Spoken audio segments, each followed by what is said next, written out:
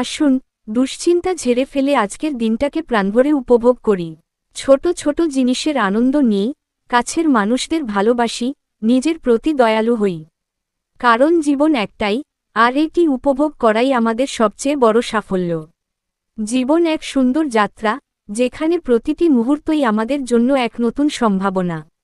কিন্তু আমরা কি সত্যি এই মুহূর্তগুলোকে উপলব্ধি করি? আমরা প্রায়ই সুখের সন্ধানে ছুটে চলি, ভবিষ্যতের চিন্তায় ব্যস্ত থাকি, কিংবা অতীতের স্মৃতিতে হারিয়ে যাই। অথচ সত্যিকারের সুখ লুকিয়ে আছে এই বর্তমানের মধ্যেই, একটা মিষ্টি হাসিতে, গাছের নরম ছায়ায়, বা প্রিয়জনের ভালোবাসার স্পর্শে। আমরা যখন কৃতজ্ঞ হতে শিখি, যখন ছোট ছোট জিনিসের সৌন্দর্য অনুভব করি, তখনই মনে প্রশান্তি আসে। জীবন কোনো প্রতিযোগিতা নয়, বরং এটি একটি সুন্দর উপহার।